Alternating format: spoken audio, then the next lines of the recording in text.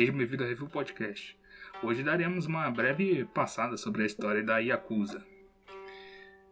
Yakuza, também conhecida como Gokudo, são membros de um grupo de organização criminosa originalmente do Japão, com a polícia e a imprensa o chamando também de Oriokuda, traduzindo fica grupo de violência.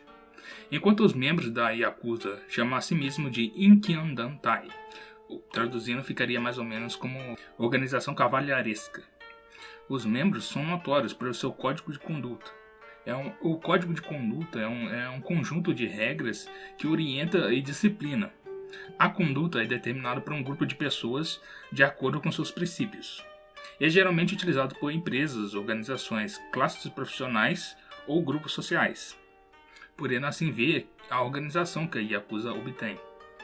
Eles obtêm uma grande presença na mídia japonesa e agem internacionalmente, com um número estimado de 500 mil membros. O termo Yakuza deriva da junção de Ya-Ku-Za, que significa 893. A sequência numérica é considerada o pior tipo de mão em um jogo de baralho, típico japonês, similar ao Blackjack, chamado também de 21.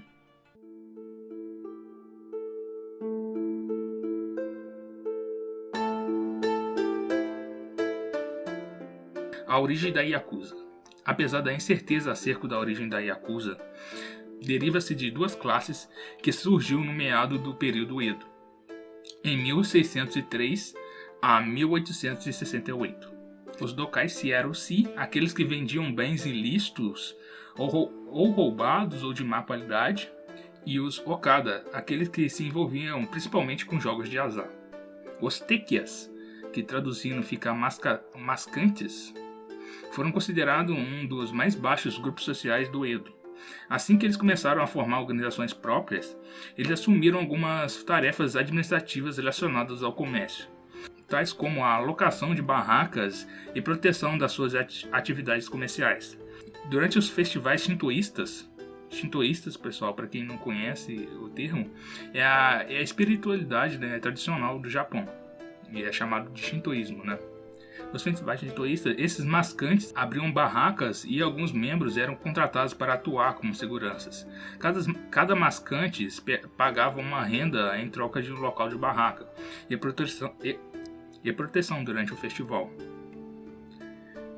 O governo Edo posteriormente reconheceu a formação de tais organizações. Tekia concedeu aos Oyabun, que traduzindo ficaria mais ou menos como líderes dos Tekia, um sobrenome bem como a permissão para carregar uma espada wakizashi, uma espada curta samurai. O direito de carregar uma katana ou uma espada comprida samurai permanecia exclusivamente com os nobres e os samurais. Esse foi um grande passo para os comerciantes, já que antigamente somente samurais e nobres podiam carregar espadas.